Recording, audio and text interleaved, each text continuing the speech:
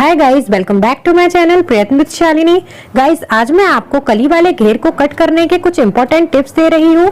वैसे तो कली वाला घेर बनाना बहुत ही आसान है, लेकिन कई लोगों को कंफ्यूजन होता है कि किस तरह से कपड़ा लेना है, कितना कपड़ा लेना है और कितनी कली में कितना कपड़ा लेना होगा, और कली वाले घेर का लहंगा या गाउन आप जो भी बना रहे हैं उसमें कितना घेर आएगा। ये सब डाउट आज मैं आपके क्लियर करूंगी। तो सबसे पहले मैं आपको बताना चाहूंगी कि कली वाला घेर बनाने में आप किस तरह का कपड़ा यूज कर सकते हैं।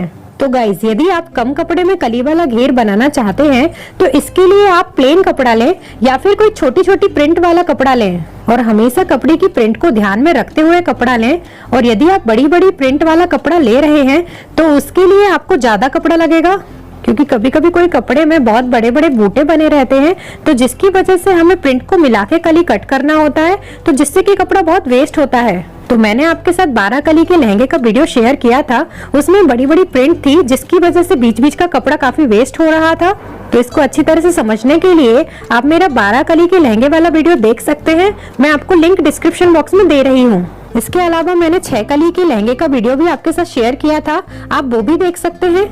वहाँ पे मैंने कम कपड़े का यूज बहुत ही अच्छी तरह से किया है, बिल्कुल भी कपड़ा वेस्ट नहीं हुआ है और कम कपड़े में बहुत ही अच्छा घेर उसमें आया है। तो 6 कली वाले लहंगे की वीडियो की लिंक भी मैंने डिस्क्रिप्शन बॉक्स में दी है, तो वहाँ से आप 6 कली के लहंगे का वीडियो देख सकते हैं। अब दूसरा सवाल ये है कि कितनी कली बनाने में कितना कपड़ा लगेगा।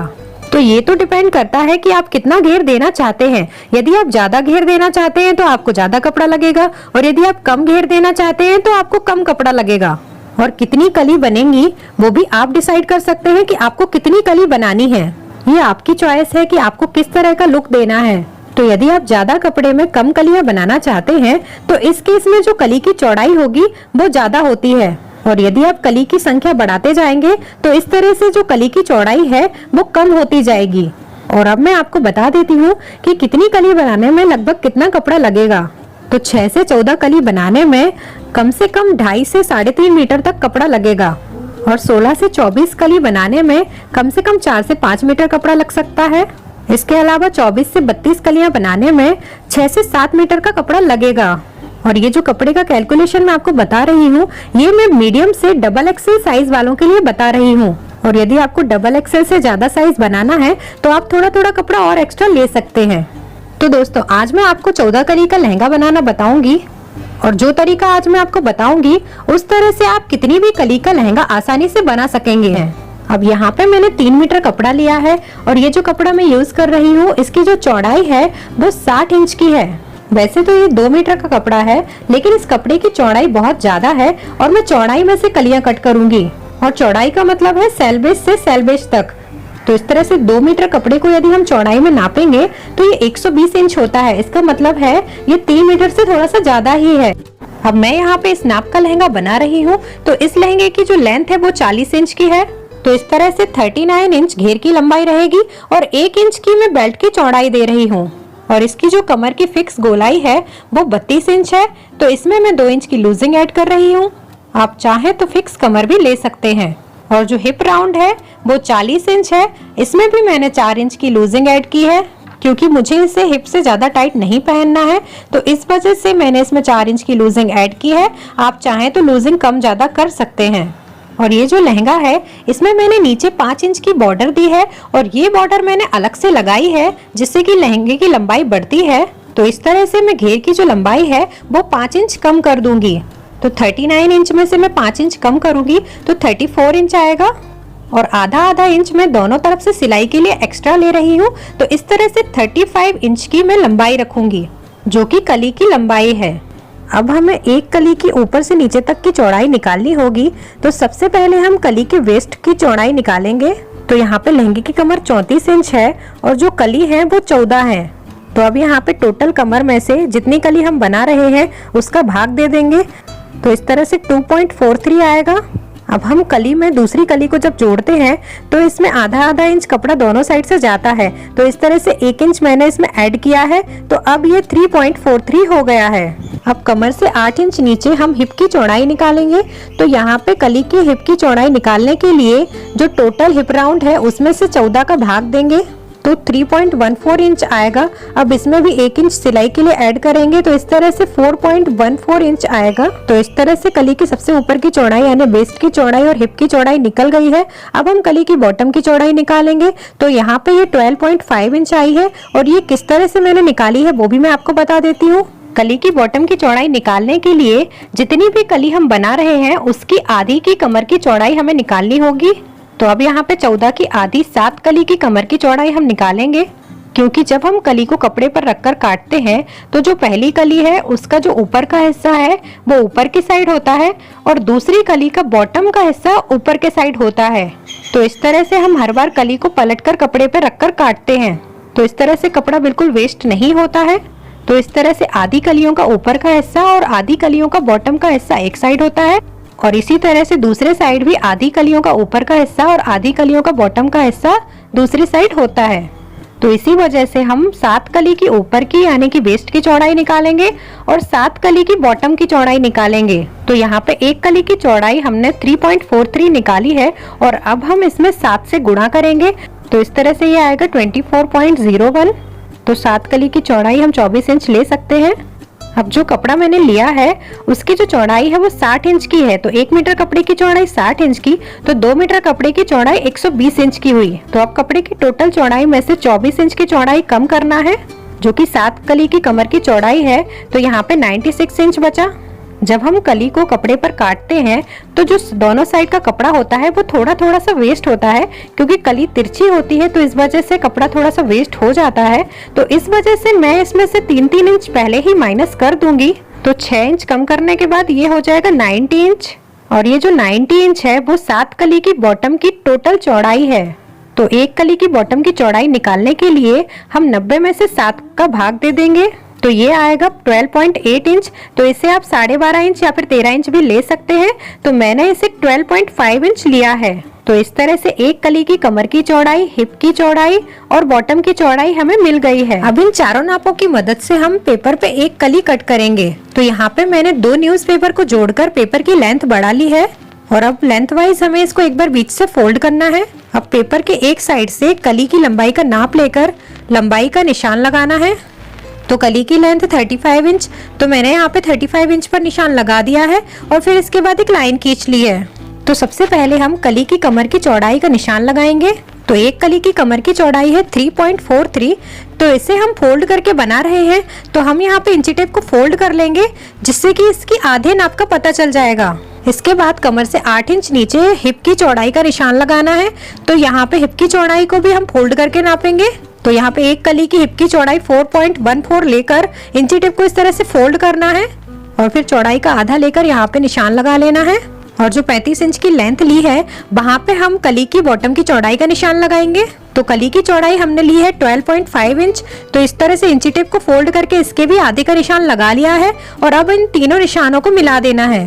तो इस तरह से पेपर पे एक कली बनके तैयार हो गई है और अब हम इसे कट कर लेंगे।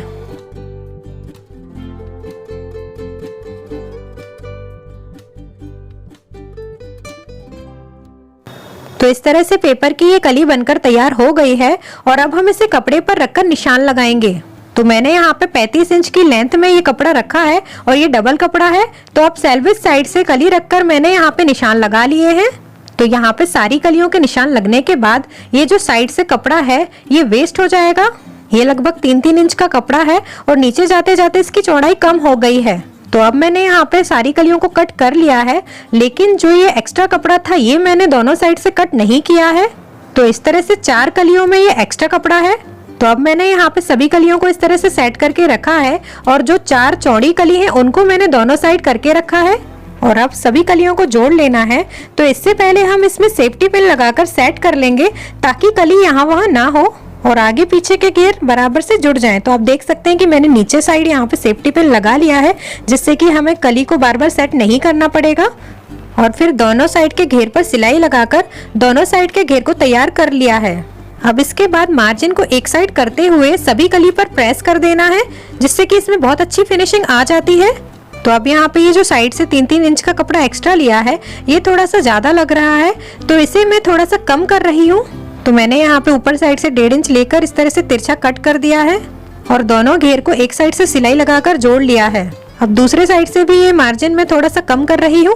तो वही कटिंग मैंने रख ली है जो मैंने पहले कट की थी और उसी को रखकर मैंने ये इस तरह से काट लिया है। तो अभी भी इसमें 1.5 इंच का कपड़ा एक्स्ट्रा है और इसे मैं अंदर साइड फोल्ड करके इसमें जिप लगा दूंगी और दूसरा साइड का जो 1.5 इंच का कपड़ा है वो मैंने सिलाई में दबा दिया है। अब जो मुझे 5 इंच की लहंगे में बॉर्डर लगाना है तो उसे मैं तैयार कर रही हूँ।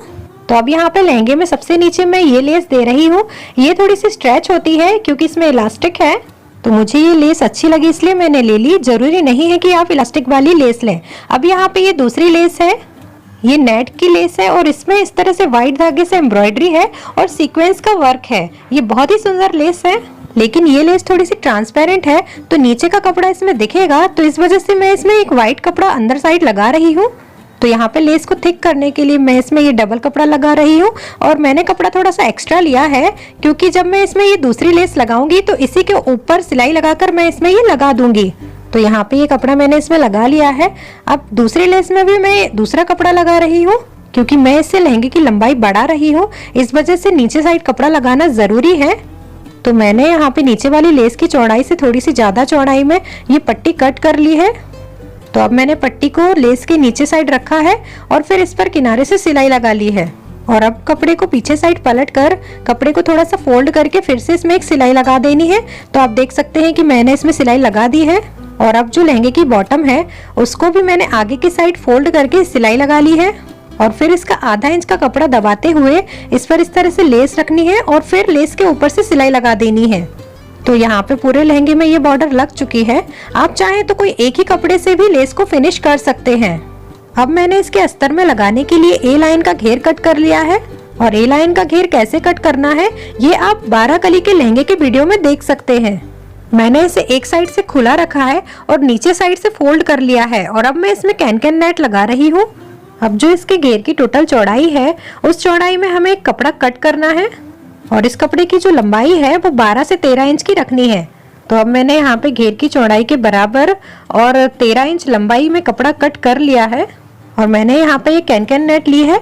ये थोड़ी सी फोल्ड करके रखी हुई थी, इस वजह से ये इस तरह से हो गई है और इसे मैंने एक बार फोल्ड करके 10 इंच की लंबाई में लिया है और ये 4 मीटर की है। अब इसमें एक तरफ से इस तरह से इसमें प्लीट डालनी है और सिलाई लगा लेनी है और आप चाहें तो इसकी सिंगल लेयर भी ले सकते हैं। तो अभी मैं इसमें सिंगल लेयर ही लगा रही हूँ, तो बीच में से मैं इसे कट कर लूंगी और फिर उसके बाद इसमें इस तरह से मैंने प्लीट डाल ली है और इसे अस्तर की घेर की चौड़ाई के बराबर बना लेना है।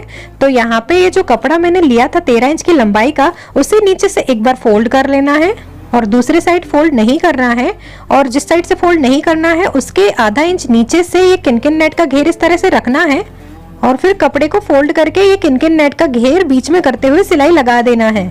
तो आप देख सकते हैं कि यहाँ पे ये किनकिन नेट का घेर तैयार हो गया है और कपड़े को मैंने नीचे साइड से भी फोल्ड कर लिया है। अब मैं इसे अस्तर के घेर में जॉइंट करूंगी। तो जो मैंने यहाँ पे अस्तर का घेर तैयार किया है उसमें मैंने नीचे से 12 इंच ऊपर लेकर इस तरह से लाइन खींच ली है और जो लाइन मैंने खींची है उस पर मैं कैन नेट वाला घेर रखकर इस पर सिलाई लगा दूंगी। तो जिस साइड मैंने कैन नेट में प्लीट डाली है वही साइड से हमें इसको जोड़ना है। तो इस तरह से ये कैन नेट वाला घेर अस्तर की 2 लेयर के बीच में आ गया है, जिससे ये नीचे साइड से स्किन पे चुभेगा नहीं। अब मैंने यहाँ पे अस्तर के घेर का सीधा साइड ऊपर के साइड करके रखा है और इसके ऊपर जो मेन फैब्रिक है उसका घेर ऊपर के साइड करते हुए कमर से दोनों को सिल लिया है। तो अभी यहाँ पे ये एक साइड से खुला है, तो अब इसे उल्टा करके दूसरे साइड से भी सिल देना है और साइड से थोड़ा सा खुला रखना है जिसमें हम जिप लगा सकें। तो इसे साइड से सिलने का तरीका थोड़ा सा अलग होता है, जो कि मैं आपको पहले लहंगे की वीडियो में बता चुकी हूँ। तो मैंने इसमें जिप लगाने के लिए इसे साइड से थोड़ा सा खुला रखा है और मैं इसमें इनविजिबल जिप लगा रही हूँ। तो साइड में जिप लगाना और कमर में बेल्ट लगाना मैंने आपको 6 कली के लहंगे में बहुत अच्छी तरह से बताया था। तो उसी तरह से मैंने इसमें जिप लगा ली है और जिप का हुक आगे के साइड करते हुए ऊपर के साइड खींच लिया है और 6 कली के लहंगे की वीडियो की लिंक मैं आपको डिस्क्रिप्शन बॉक्स में दे रही हूँ। तो वहां से आप बेल्ट लगाना, जिप लगाना और साइड की सिलाई लगाना सीख सकते हैं। अब इसके बाद इसके बेल्ट में डोरी डाल लेना है। तो इस तरह से ये लहंगा बनके तैयार हो गया है। इस लहंगे के लिए मैंने मैचिंग का दुपट्टा भी बनाया है और इसके साथ ब्लाउज भी बनाया है। तो वो मैंने कैसे बनाया है वो मैं आपको नेक्स्ट वीडियो में बताऊंगी।